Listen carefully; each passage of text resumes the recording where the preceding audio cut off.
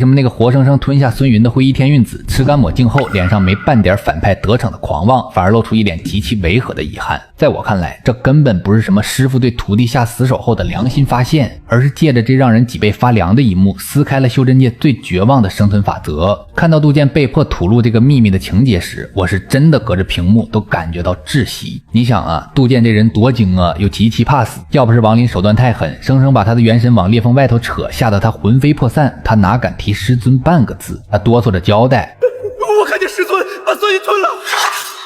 师尊当时穿的可是灰衣。是灰衣，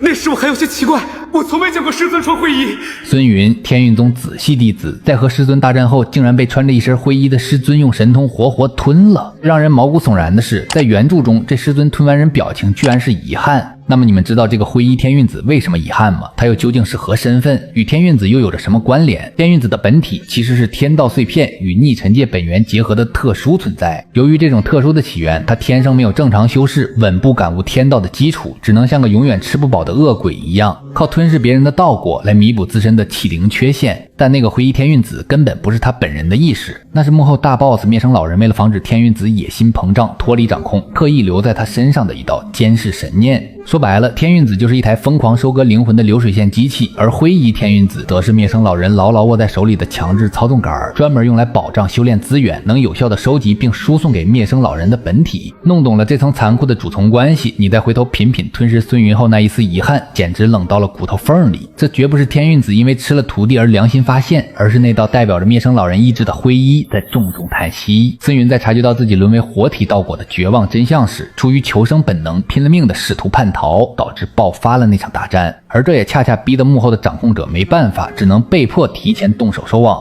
要知道，灭生老人的终极计划是以众生为媒介，容纳万灵之力来成就自己的超脱。在他那极其冷酷的算盘里，只有像王里那样潜力无限的人，才是能够帮他冲破境界的顶级道果。那孙云算什么？充其量不过是个成色一般的残次品。灰衣天运子的遗憾，是对这棵果实没能长成参天大树的极度失望，是对他无法提供庞大能量的惋惜。在绝对高位的神明眼中，蝼蚁的命连让人多看一眼的资格都没有，只配被放在天平上衡量够不够塞牙缝。这也是为什么王林在听到灰衣这两个字时，双眼猛地爆出精芒，立刻断定天运星不可再留。天运星的水太深，哪怕不知能否活着出去，也下定了尽快离开的决心。因为他太聪明了，他瞬间想通了自己在这个死局里的定位，一头养在猪圈里，正被煮得暗中催肥的极品猎物。人在极度恐惧下，为了自保产生的行为动机往往极其冷酷。王林反手就毫无心理负担的用先帝青林的秘术，把杜剑硬生生炼制成了仙位。什么是仙位？那是把元神化开磨碎，让五脏六腑彻底枯萎，隔绝了全身的五感，即便人头落地四分五裂，也不会皱一下眉头的绝对傀儡。